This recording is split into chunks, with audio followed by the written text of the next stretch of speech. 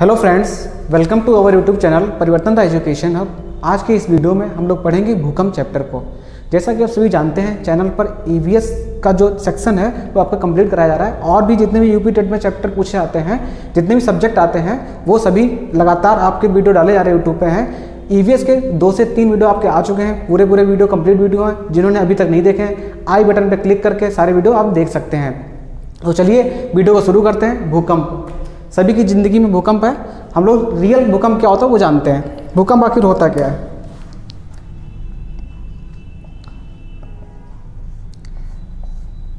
मेरे साथ साथ लिखिएगा आप सभी लोग। भूखंड पर, भूखंड मतलब बेटा क्या होता है? भूखंड पर मतलब जहां पे हम लोग रहते हैं, धरातल, पृथ्वी का धरातल क्या है? भूखंड है। ठीक है, भूखंड पर पृथ्वी के आंतरिक उथल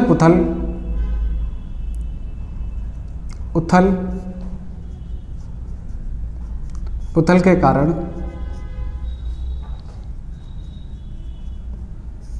कारण जो कंपन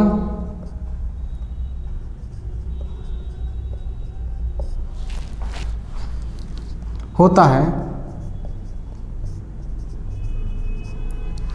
वही क्या है? वही भूकंप है। मतलब एक कंपनी तो महसूस होता है, झटका ही तो महसूस होता है हम लोग को। जब मान लीजिए बेड पे बैठे हुए हैं, बेड ऐसा लगेगा कि हिल रहा है, तो इसका मतलब क्या है कि भूकंप आ रहा है। भूकंप आने से पहले क्या होता है? वायुमंडल में, जैसे आपको पता लगाना है भूकंप आने वाला है, तो क्या होगा? वायुमंडल में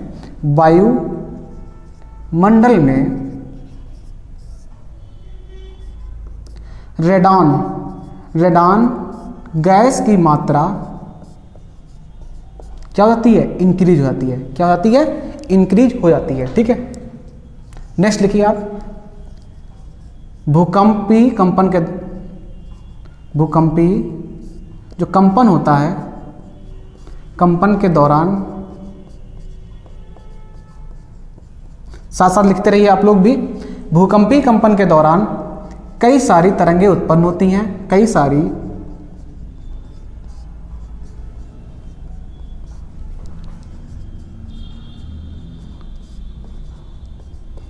तरंगें उत्पन्न होती हैं, जहां से ये तरंगें निकलती हैं।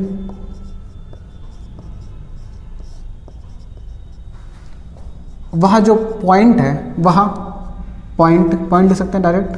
पॉइंट फोकस कहलाता है। क्या कहलाता है? फोकस। या भूकंप का मूल केंद्र कहलाता है। मूल केंद्र किसका? भूकंप का बच्चों। ठीक है, और जहां पे हम लोग रहते हैं, मान लीजिए ये आपको समझिए ऐसे, ये धरातल है, भूखंड है। मान लीजिए क्या है? भूखंड है। यह भूखंड है और यह पृथ्वी के अंदर का भाग है। मान लीजिए भूकंप यहां से आया। कहां से आया? यहां से आया भूकंप, तो ये बेटा क्या हो जाएगा? फोकस हो जाएगा। क्या हो जाएगा? बोले भूकंप ऐसे जा रहा है, ये तरंगे निकल रही यहां से,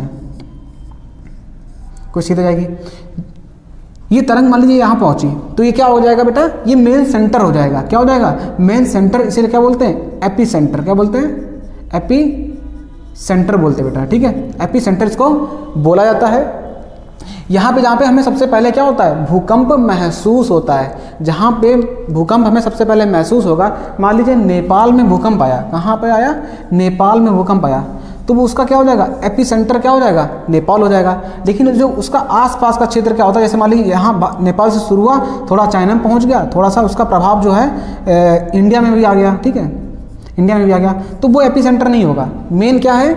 जहाँ पे ये पहुँचा है। ठीक है, इस बात को ध्यान रखिएगा। एक क्वेश्चन बेटा इससे भूकंप से बनता है, आपको जो डायरेक्ट पूछा जाता है कि भूकंप तरंगों का पता हम लोग कैसे लगाते हैं? भूकंप तरंगों का पता सिस्मोग्राफ से पता लगाया जाता है। किससे पता लगाया जाता है बेटा? सिस्मोग्राफ से। इससे हम लोग इसका पता लगाते हैं, ठीक है। और कितनी तेज आया कितनी धीमे आया वो सब रिक्टर स्केल पे नापा जाता है। ये सब है किस पे नापा जाता है? रिक्टर। इसकी आवृत्ति को हम लोग किससे नापते हैं? रिक्टर स्केल से नापते हैं, ठीक है। इस चीज़ को ध्यान रखिएगा, ये बड़ा क्वेश्चन बहुत बना है कि किस यंत्र से नापते हैं हम लोग हैं, ठीक है। अब देखिए भूकंपीय तरंगें तो मेनली जो है बेटा 3 टाइप की होती हैं। कैसी होती हैं? 3 टाइप की बेटा होती हैं। देखिए कौन कौन सी होती है बेटा?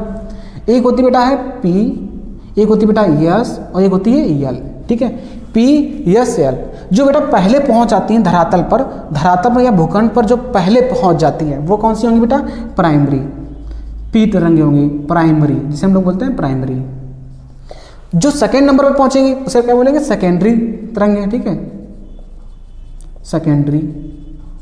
और जो लास्ट में पहुंचती हैं, ठीक है, जो लास्ट में पहुंचती हैं बिल्कुल उन्हें हम लोग लब, जिसका नाम है लब तरंगे, ठीक है, ये होती है। अब हम लोग क्या करेंगे? इन तीनों तरंगों के बारे में थोड़ा थोड़ा पढ़ेंगे। आप लोग इसका स्क्रीनशॉट ले लीजिए आप लोग। तो चलिए दोस्तों अब हम लोग आगे क्यों देखते हैं। हम लोगों ने 3 टाइप की तरंगें पढ़ी थी भूकंपी, P, S और L, ठीक है। जो सबसे तेज चलती है वो क्या है? प्राइमरी। इनको लिख लीजिए बेटा ऐसे, प्राइमरी। ये हो जाएंगी सेकेंडरी। और जो पृथ्वी पे सबसे लेट में पहुंचती हैं वो क्या हो जाएंगी? यल तरंगे। सबसे मतलब लास्ट में पहुंचती है, इनको डब तरंगे भी कहते हैं, क्योंकि HD लव ने इन तरंगों की खोज की थी। खोज किसने की थी इस तरंग की? यल तरंगों की HD लव ने की थी, इसीलिए इसको हम लोग लव तरंगे भी कहते हैं। तो चलिए इसको जानते हैं। P तरंगों की जो स्पीड है बेटा कितनी रहती है लगभग है? स्पीड की अगर बात की जाए तो इसकी स्पीड लगभग 7 से 8 किलोमीटर प्रति सेकेंड है, ठीक है, किलोमीटर प्रति सेकेंड रहती है। P तरंगों की जो स्पीड है वो 7 से 8 किलोमीटर प्रति सेकेंड रहती है। अगर इसके माध्यम की बात की जाए, अगर इसके माध्यम की बात की जाए तो यह ठोस और द्रव दोनों में गति करती है, दोनों में गति करती है। ठोस और द्रव दोनों में गति, लिख लीजिए ऐसे, दोनों में गति करती है। साथ साथ लिखते रहिए, बिल्कुल गति करती है।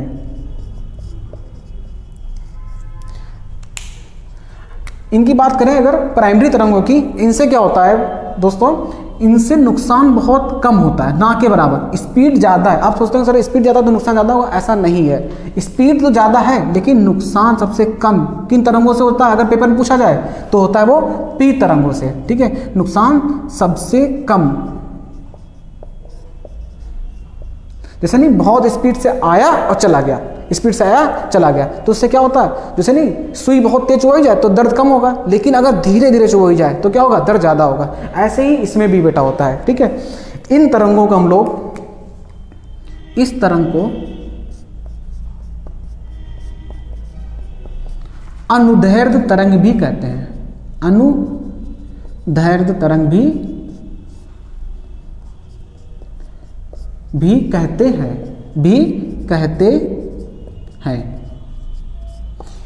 क्योंकि बेटा ये क्या होता है? बिल्कुल सीधे चलती है, बिल्कुल जैसे ऐसे आई तो बहुत ही कम मूव करेंगे, ठीक है, बहुत ही ज़्यादा मतलब बहुत ज़्यादा मूव नहीं करेंगी, कम मूव करती हैं, सीधी चलती हैं, इसलिए क्या कहते हैं इनको? अनुदैर्ध्य तरंग भी कहते हैं। चलिए नेक्स्ट पढ़ते हैं अपन लोग। सेकेंडरी में क्या होता है? इनकी बेटा अगर स्पीड की बात की जाए, सेकेंडरी तरंगों की अगर स्पीड की बात की जाए तो यह P तरंगों की अपेक्षा थोड़ी कम स्पीड में चलती हैं। मान लीजिए 4 से 5 किलोमीटर प्रति सेकेंड की स्पीड से चलती हैं। अगर इनके माध्यम की बात की जाए, किसके? यस, सेकेंडरी तरंगों की बात की जाए तो इनका जो माध्यम है, ध्यान रखिएगा, यह ठोस और द्रव दोनों में गति करती है। कौन? P तरंग। लेकिन यह जो है यह सिर्फ ठोस में ही गति कर सकती है, गति कर सकती है। बेटा जैसा मैं लिख रहा हूं बिल्कुल पॉइंट टू पॉइंट वैसा आप भी नोट कर लीजिए, ठीक है।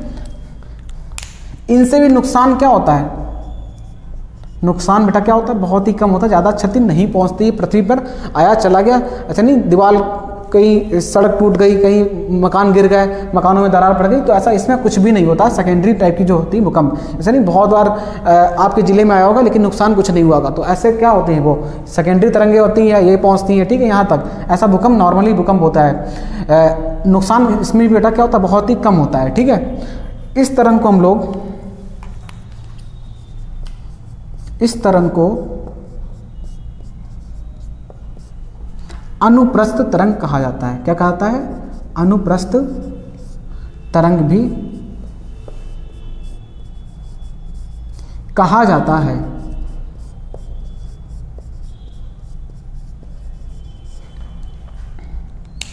क्योंकि क्या होता है, ये जिगजैग टाइप की थोड़ा चलती है, ऐसे ऐसे ऐसे ऐसे ऐसे, ठीक है। तो आपने जैसा समझा, प्राइमरी में क्या है, इनकी स्पीड 7 से 8 किलोमीटर रहती है, नुकसान कम होता है, स्पीड से आई, स्पीड से चली गई। जबकि सेकेंडरी में क्या होता है, स्पीड 4 से 5 किलोमीटर रहती बेटा है। माध्यम की अगर बात की जाए तो ये ठोस और द्रव दोनों में गति करती है। कौन सी, प्राइमरी वाली, ठीक है, जो सबसे पहले पहुंचती पृथ्वी पे, क्योंकि स्पीड इसकी क्या है, ज़्यादा है। लेकिन अगर बात की जाए सेकेंडरी की बेटा, तो ये ठोस में ही गति कर पाती है, ठीक है, लिक्विड में नहीं करती। अगर क्वेश्चन ऐसा पूछा जाए कौन सी तरंग सिर्फ और सिर्फ ठोस में ही गति करती है, वो कौन सी बेटा है, सेकेंडरी तरंग है। आपकी यस तरंग बोलते हैं, पी एस एल, तीनों तरंगों के नाम है ये बेटा। ये इनसे नुकसान बहुत कम होता है, इससे भी नुकसान बहुत ही कम होता है। इन तरंगों को हम लोग अंधेर तरंग कहते हैं और इस तरंग को हम लोग अनुप्रस्थ तरंग भी कहते हैं।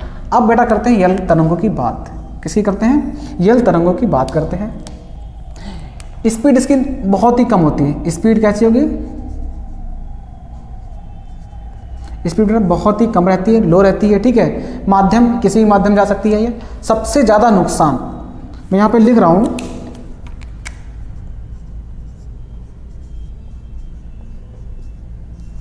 इसकी खोज तो HD लव ने की थी, इसलिए हम लोग इसको लव तरंग के नाम से भी जानते हैं। नुकसान बेटा सबसे ज़्यादा होता है। बेटा यहाँ से शुरू हुआ, मान लीजिए ये आपका एपी सेंटर है, एपी सेंटर ये है, ठीक है, और आपका ये मूल केंद्र है, ठीक है, मूल भूकंप मूल केंद्र है, फोकस है, ठीक है। ये तरंग जैसे जाएगी, पी तरंग क्या करेगी, सीधे चली गई, ठीक है, ये सीधे तो जाएगी लेकिन ऐसे इधर इधर इधर इधर इधर, जो ये यल तरंग है सबसे ज़्यादा दूर दूर तक जाती है, नुकसान बहुत ज़्यादा हम लोग का पहुंचाती है, ठीक है। इतनी बात समझ में आई, उम्मीद है आपको समझ में आया होगा। इसका स्क्रीनशॉट आप लोग ले लीजिए। तो दोस्तों अब हम लोग आगे के भूकंप चैप्टर को देखते हैं। एक नोट बना के लिख लीजिए, आप लोग नोट बना के लिख लीजिए बेटा। पूरे विश्व को, पूरे विश्व को 3 प्रकार की भूकंप क्षेत्रों में बांटा गया है। 3 प्रकार से भूकंपी क्षेत्रों में बांटा गया है। भूकंपी क्षेत्रों में बांटा गया है। कौन कौन से बेटा हैं, पहला नोट करिए, प्रशांत महासागरीय पेटी।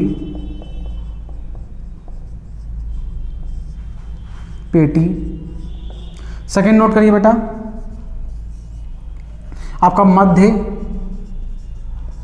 महाद्वीपीय पेटी। और थर्ड बेटा नोट करिए, मध्य अटलांटिक पेटी। जैसे कि आप जानते हैं पूरे विश्व को 3 प्रकार से भूकंपीय क्षेत्रों में बांट दिया गया है। कौन कौन से, प्रशांत महासागरीय पेटी, मध्य महाद्वीपीय पेटी और मध्य अटलांटिक पेटी।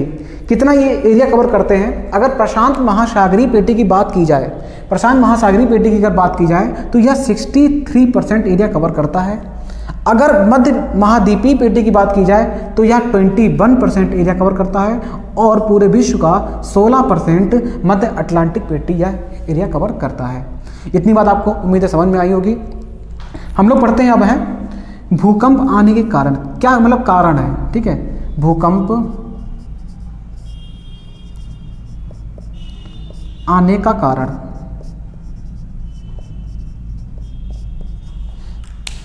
देखिए भूकंप आपके 1-2 तरीके से आ सकता है। कैसे, अगर ज्वालामुखी विस्फोट होता है, ज्वालामुखी विस्फोट के कारण आ सकता है। विस्फोट के कारण आ सकता है। या फिर मान लीजिए पृथ्वी के अंदर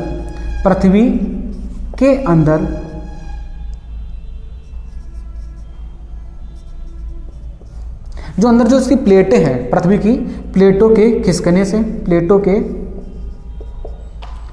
टकराव या उसके खिसकने से भी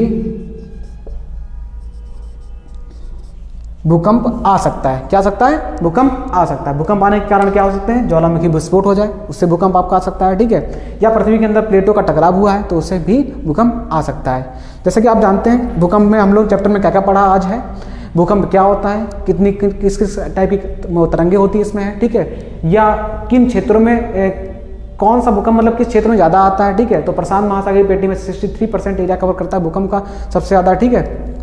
भूकंप अगर स्थल पे आए बच्चों, क्या है? भूकंप अगर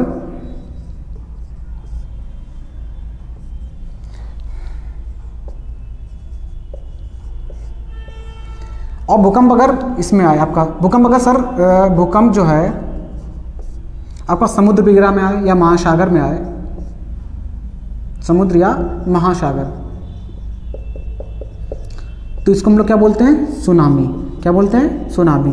सुनामी एक जापानी शब्द है बेटा, सुनामी एक जापानी शब्द है। तो दोस्तों आपका लेक्चर यहीं पे कंप्लीट होता है। उम्मीद है आपको लेक्चर पूरा समझ में आया होगा। वीडियो को शेयर किया करो और आज की वीडियो के लिए धन्यवाद।